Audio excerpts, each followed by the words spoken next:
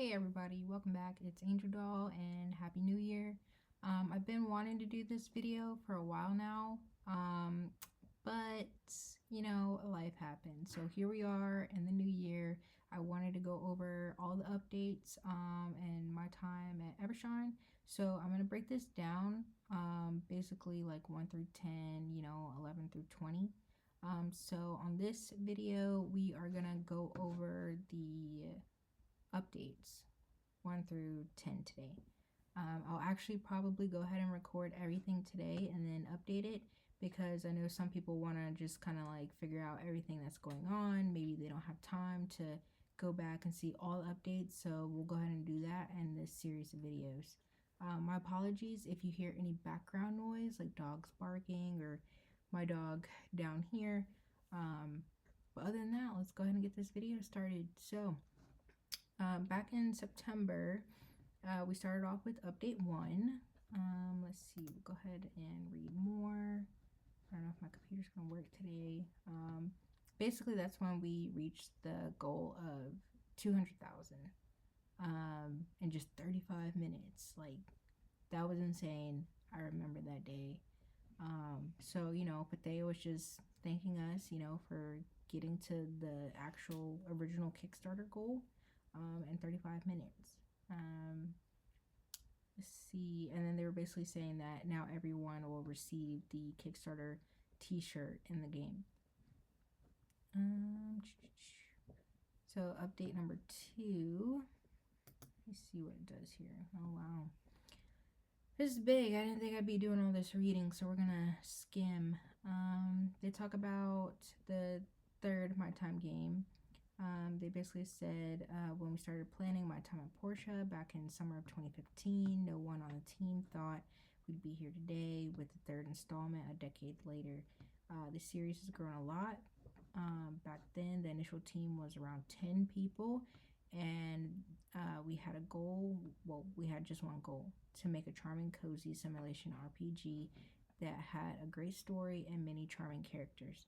Today, the Evershine team is approaching 80 members, and our goal remains the same, just grander and carrying the expectations of a lot more people. Then they get into, as Sandrock was in its height of development, a publisher approached us about making a mobile game based in the My Time universe. We thought it was a great opportunity to expand the IP beyond our regular audience, so we agreed. And thus, Project Me was born. It stood for My Time in the Eufaula, and it was about developing the northern part of the desert further after Sandrock. We had developed many concepts for this mobile game during its development, but unfortunately, the publisher had a strategic change of direction and they dropped out. At the time, Sandrock was wrapping up, and we thought we could use some of the lore ideas from Project Me in the next mainline. Of course, because a mainline needs to be designed as a single playthrough, we pretty much started from scratch. That's how My Time at Evershine came to be. Then they go on to say, this time the core is still an open world RPG, but the player is the governor of a fledgling settlement instead of the builder, my bad. With great power comes great responsibility. The player can recruit and assign settlers to different roles and assignments, including followers. At the same time, you'll be responsible for their well-being. Angry workers are not conducive to a good settlement, and we're still tweaking how the story and settlement mechanics balance out. But the RPG part is the priority. There is just something fundamentally romantic about setting up a colony far away from civilization. The theme of this game is that no matter where people are from what happened in their past, everyone comes together to make a new home that belongs to them. Feel that positive energy this series is known for. Then they go on to say, we're currently just past pre-production, but due to our experience, we expect less sand straps along the way. There were several important design decisions that we made when we first started production. First, the main story will be about Portia Lane.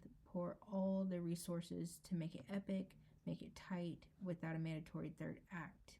Second, because of the recruitment structure, we're able to widen the breadth of NPC stories so that depending on who you have in your settlement, you might get different side quests. Mainline NPCs and story arcs are set in stone, so everyone gets them. You can't kick them out, sorry. Third, the single player story comes with co-op out of the box. This one was important.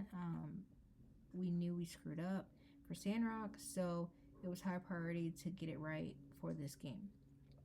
Finally, we want to tighten the overall game, more priority on the important systems. Both Portia and Sandrock suffered a bit from expansionitis. We tried to solve issues by adding more, but this caused the games to become bloated. We had way too many mechanics and min games, or I assume like mini games, that not a lot of players actually needed. So we'll seriously keep that in mind this time. Over the next month, we'll deep dive into some of the topics we touched upon in this article. We think this is shaping up to be a unique experience that's worthy of the My Time name. We hope you join us for the ride. So that was back in, let's see, September 24th. And that was update number 2. Pretty sure it should just be able to press next for 3. Yes, perfect. Okay, so update 3, 500k goal unlocked, new stretch goals revealed. Yang said, howdy y'all, we never anticipated moving this fast. Thank you all. We initially planned for the first batch of stretch goals to take a week to unlock, but we reached them all in just 3 hours. That whole day was insane. Thanks to your incredible support, we're just getting started and we continue to reach new milestones. Even more thrilling context is on the horizon. Here are second batch of stretch goals. So I kind of covered their stretch goals in a previous video. Everybody got the t-shirt. At 250k, we unlocked the flirting feature. 300k, we got a bathtub. 400k, we were able to vote for the player interaction. I don't remember that, but maybe that'll come up in like the updates that I'll go over. 500k, we vote on a Portia and Sandrock character visit, which the votes did come out. So far, from what I remember, as of right now, I think it closes in about 7 days, like a week from now. So if you haven't like backed the game yet, or updated your stuff, then you can still do that. But I think Fang is in the lead for Sandrock. And Arlo is in the lead for Portia player. Oh, no, that's not what this is. I jumped ahead, my bad. We'll get there though.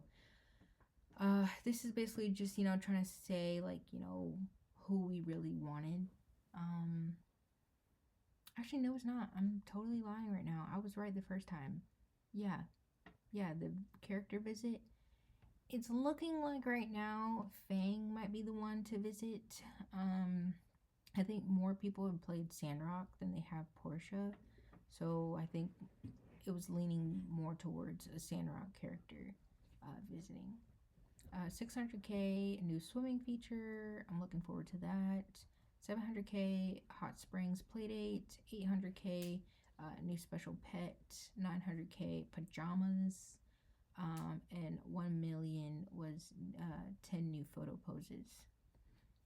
So they were really excited about pushing this out. Everything was coming out so fast that day.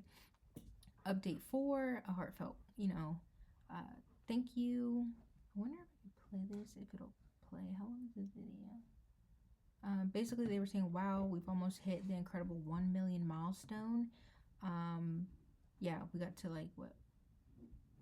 stretch goals up to 1.7. It's all thanks to the amazing support. Let's see. We're super excited to share what's coming next. New stretch goals and details on voting for a core romanceable NPCs. And then we get into the whole 1 million 10 new photo poses, another 1 million, which was a hidden goal. So Logan will be visiting. 1.2, a visitor from the past. So our character from Sandrock, Max and Lucy, they'll visit as well with Logan. 1.4, we can adjust our height. 1.7, one more romanceable character. And then after 3 My Time years, we're finally reuniting with this old friend, which will be nice to see him and the new character style. I mean, if he's looking like that, I'm excited. So voting information, we had wanted to do real-time voting for the core romanceables, but after discussions with Kickstarter, this option was deemed technically impossible, as we're not able to get real-time backer data to authenticate the voting process. So in the end, the voting will be done by survey at the end of the Kickstarter campaign. We will make a post tomorrow, blah blah blah. So they did end up coming out with something, which a link was sent out with your Kickstarter link. This dream that we reach our setting goal so fast, just in 40 minutes. This is incredible. And here is the team. We're super excited. Thank you, backers. Thank you.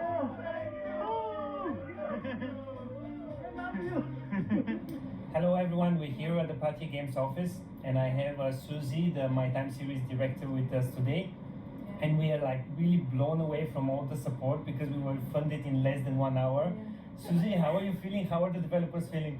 大家好，我叫席直，我是时光系列的导演。就是我昨天真的非常激动，一晚上都没睡着，因为我没想到我们会这么快达到目标。非常感谢各位玩家的支持。我从9年前就开始做波西亚了，就是这2代作品就像我的孩子一样，我陪伴着他们成长，就是一起经历了很多。我和我的团队在这几年间也成长了很多，包括对故事的设计、人物的创作以及玩法的设计。希望大家继续在时光3里面支持我们，相信我们会做出更好、可以让大家满意的作品。And this is really just the beginning. With your support, we have already unlocked tons of features from the stretch goal, and we have a lot of new features to introduce from the milestone. Yeah. So reaching 900,000, we will unlock a pajama set for each core romanceable NPC, so you can enjoy the cozy nighttime vibe. And then at 1 million, we'll introduce 10 photo poses, right? So for each core romanceable NPC, that's totaling 80 total poses, which is so exciting. And we're looking forward for you to seeing in them. And we have also a hidden goal for 1 million, but we cannot reveal this yet. We've prepared it for you. It's just between us, so don't tell anyone. And not tell anyone. We have much more prepared for you, but we need your ongoing support to bring even more fun and exciting features for My Time at Evershine. And we really don't have words for the support you've given to us. And this project really wouldn't exist without your help. Don't go anywhere, because we've also prepared a new video from the developers, and they were eager to share their thank you message with you. And see you soon, Governor. Thank you. Yeah, so that was I really wanted to share that video. I don't know how the YouTube rules work as far as showing you their video, but in case like people didn't see the video, I at least wanted you guys to see the thank you from the developers. Let's see here. Next. So update 5. Story is still king. Even though there are some gameplay loop challenges to My Time at Evershine relative to Sandrock, story is still king. We know what most of you want: a deep and moving story full of fun characters and bathing hotties. Plus some surprising twist. Whether you agree or not, the emphasis is on deep and moving story with fun characters. We think we captured some of that lightning in a bottle with Sandrock, and we'll attempt to do so again with Evershine. Sorry you guys, I'm like having a brain fart because I think I'm getting like hot and I need some water. First, let's address the name. As many have noted, Evershine is not on the map It's not a city-state somewhere in the Alliance. Heck, it's not even the name of your settlement. That'd be Settlement 2. So, what is Evershine? As the story goes, when Peach and his band of friends went around the Athea punching holes in clouds, some 100 years ago, the Kusta Ridge above your settlement was the southernmost territory they went to. After they used their miracle machine to dissipate the cloud's layers in the area, and the sunshine through once more, after a couple centuries of darkness, one of his friends planted a peach seed at the top of the Kusta in celebration. After covering the seed with soil, that person said, "I hope this tree will grow in forever sunshine." That's not possible. It still gets dark at night, Peach replied. And they were like, "Hey, shut up and let me have a moment here." Only the first sentence was remembered. Having said that, this is not the reason the game is called Evershine, but it is the inception. The real reason it's redacted. Oh, the real reason is redacted, okay? Okay, so one thing we did pretty well in Sandrock was have characters with issues at the start of the game. Over the course of the narrative, have them overcome the issues. It's a winning formula from this type of genre, and we will be continuing that in Evershine. With the way the game is set up, where the player is gathering people with no better options than to come all the way to the fringes of the Alliance next door to an antagonistic empire, we have open season on the type of stories we can come up with. Some of them do get a bit dark, like what happened with Redacted. We might be moving from PG into PG-10, 13 territory, still no cursing though.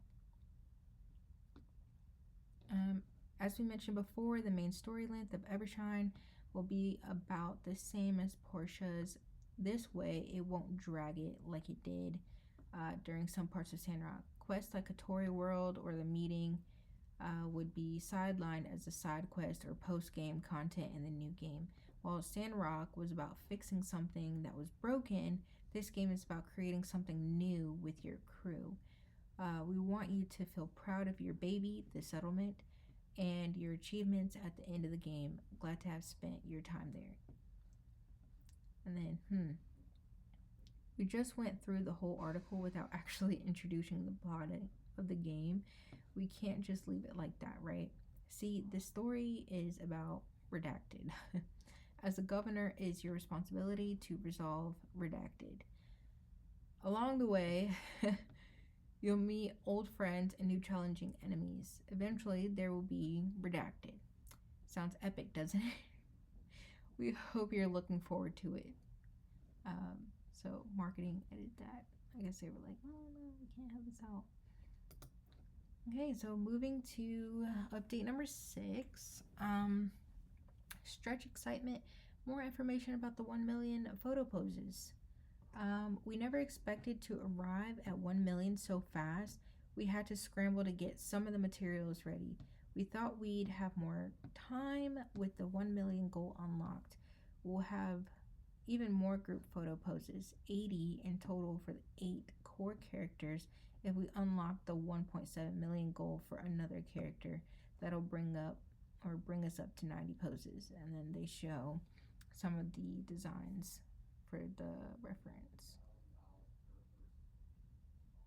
And then they bring up, now we can't wait to see your designs. Feel free to brainstorm or start drafting your ideas. Just remember to keep those poses PG-ish. We'll share all submission methods and requirements after the Kickstarter campaign ends. Remember, there will be 2 phases, the submission phase and the voting phase. We'll keep you updated on Kickstarter, Discord, Reddit, or Steam, or our Steam store news and social media. So following at least one to catch all the info.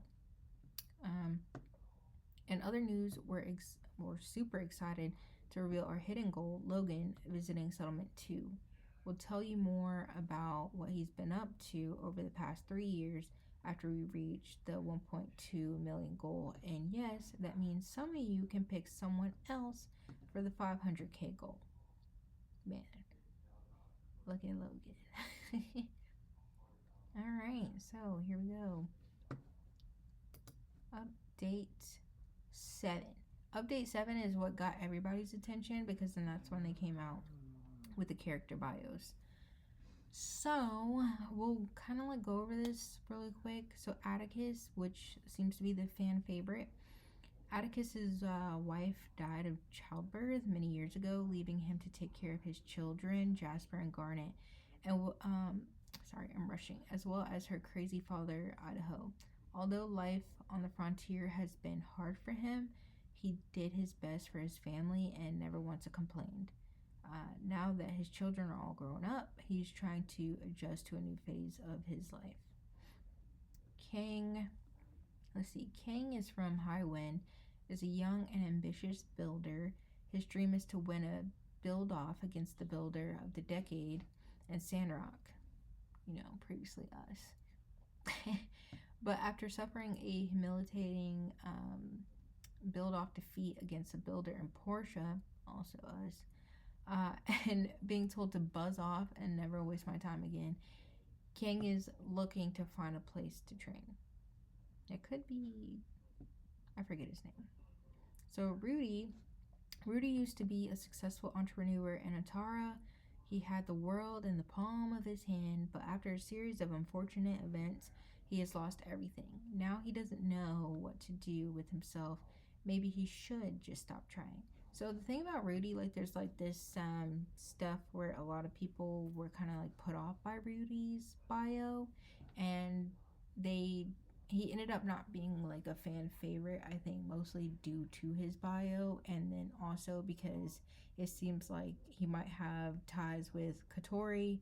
Some people aren't happy about Katori and like how she is, like, money hungry, I guess. And then people who really liked Fang also don't like the fact that, I guess he looks so much like Fang's father, who, spoiler, kind of wronged him. Okay, so Steb is a lot of people's favorites, but right now he's like the second after Atticus. So Steb was a Dubos soldier arrested during a daring operation in the Alliance. After a prisoner swap deal was reached with Dubos, Steb was to be shipped back to the Dubos border with another group of Dubos soldiers, but somehow he ended up all alone in the northern Eufaula. Steb's my favorite. I'm weak for Steb.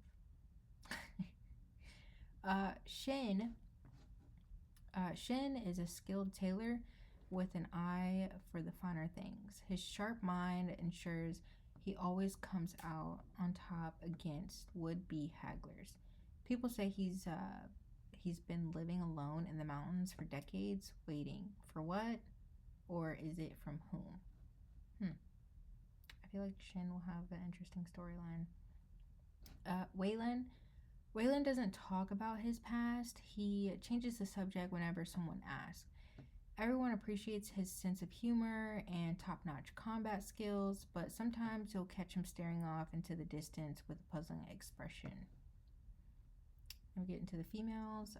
Barika is an engineer from Lucian that works for Musa, the richest man in the Free Cities. She's always cool under pressure and resourceful, but after a regrettable accident, she began to have self-doubts. Musa sent her out here to cool her head. Garnet is the girl that loves plants and animals. It's her dream to go to Highwind to study, but because her family doesn't have a lot of money and her pa's working so hard, she chose to help around the house and watch over her amnestic grandpa. Which, a lot of people want Atticus, but I also liked Atticus when he first came out, but I kind of started to pull back because I was like, Atticus has a lot going on, and now that I'm reading Garnet's bio, I'm kind of like, it makes me feel bad because it's like, yeah, he might be a man that needs love, but at the same time, from reading this, he's also very busy and he has a lot going on. So I don't know. It's like I would feel bad about, I don't know, romancing him for whatever reason. Okay, so next, Hua was put into the Northern Rangers as a medic by her father as a way to quickly gain political status. While she's very talented at almost everything she does, she hated being in the military. One day, she found out that Yu, her former classmate, became a governor. Okay. Inez, he was the whole thing about getting out of the military and then finding out that we're her former classmate and becoming the governor just makes me kind of like wonder. I'm just like, is it gonna be like another, what's that girl's name? I can't remember, but from Sandrock, where like, you know, like your childhood friend comes to visit and they're kind of clingy. Like, it's not like my fave, but I'm really hoping that he was not like that. Inez used to be a bright eye reporter working for the Atara Times. After spending the last 2 years covering the Orzu situation on location, where she saw countless suffering and destruction, her eyes lost their shine. Now she's been reassigned to cover the North Development Project. Luca from Highwind is cheerful, witty, and wherever she goes, she lights up the room and leaves behind the smell of sweet flowers. But one day, her pa told her she's being arranged to marry with the heir of a popular restaurant in Walnut Grove. For the good of both families, she ran away. Then there's Madeline. Madeline has worked hard all her life in the trade business. She has always wanted to find love but never had the time for it, and she's resigned to that fact. Now she's helping director Gotti by expanding her trade networks to the border for the North Development Project. Okay. But they said they might tweak their backstories a bit better to fit the main storyline as they keep developing, so keep that in mind. Alright, update 8. 1.2 million stretch goal unlocked. Find out what Logan's been up to these past 3 years. Okay, so we got a report from Jasmine. Howlett's Hunters, history report by Jasmine. The Atari University Dictionary defines guild as an association of craftsmen or merchants. But what the dictionary won't tell you is the heart that goes into the making of a good guild in the free cities. In this essay, I will outline the history of Howlett's Hunters, the people who made it, what it is today, and where they are now. And I will do so in more than 800 words. Jasmine. Because, as we all know, having a lot of words in essay is important. Yes, it is, unfortunately. Speaking of the heart, this story is close to mine. That's because I lived it. That's right. I was there when Howlett's Hunters were formed. Logan always told me, little girlie, ain't no monster out there with half a chance to get the better of me. And I took that literally. One day in the news, I saw there was a huge reward for a horrible monster roaming the prairies near Tara, an S-class beast known as the Red Eye. I didn't even have to dare him to do it. I just told him about the monster. He finished his yak milk and walked out the door. That's where my first-hand account of this story ends. The next time we saw Logan in Sandrock, he was covered in bandages and walking with a limp. You should see the other guy, he told me. I soon found out that the other guy was that big monster, and that monster was dead. Apparently, Logan went on a hunt of epic proportions, one lasting weeks of tracking, crawling through the mud, resting for only hours at a time, ending with a triumphant flourish of blades, leaving old Red Eye unlikely to get ahead in life. Logan chopped his head off. Although the only records of the hunt were given by Logan himself, I can once again testify firsthand that Logan rarely embellishes his hunting stories. Plus, the Rangers said when they found him beat up and exhausted, he was next to the Red Eye's headless corpse. So, yeah, pretty sure it was all a true story. Anyway, Commander Avery and the Rangers took Logan back to Atara when he could recover, and while he did, he and Haru started talking about the future. Funny thing is, Logan never had a plan for the reward money. He just wanted to tackle the biggest monster he could find. Luckily, Haru, being the smarty pants that he is, knew exactly what to do. And voila! Howlett's hunters are born. Using the goals from the bounty, Logan sets up an office here in Home Sweet Sandrock, where the deer and the yak mill play, and the smiles are free, don't you know? Quickly, the crew began to come together. First to join Howlett's hunters is my friend Andy, who is dumb in real life. Sorry, Andy. But actually really good at engineering for the guild. Yeah, okay. He makes all sorts of gizmos and gadgets for the crew, but the craziest part is they actually work.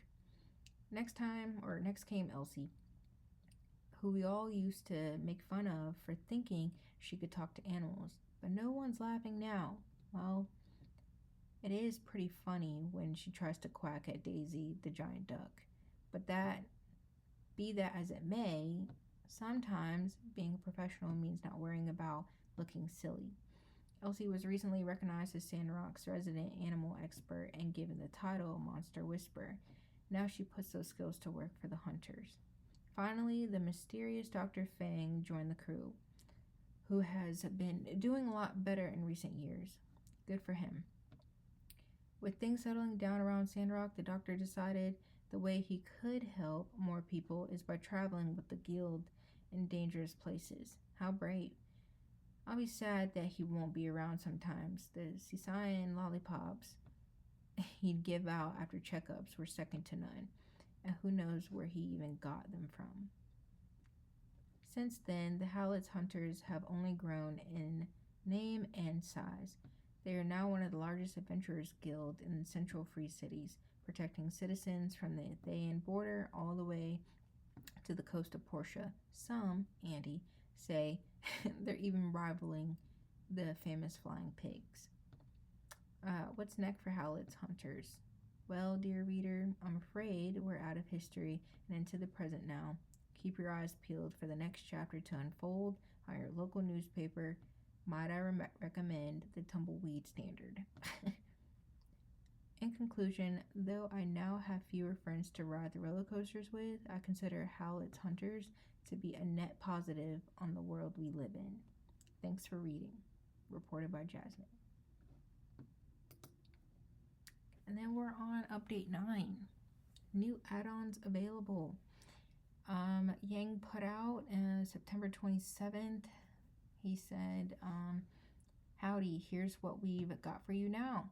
We hope this adds some flexibility to your pledge, allowing you to choose extras that suit your needs and customize your tier. Please note, while we are still considering adding in-game DLC options, there's no guarantee they will be available as add-ons.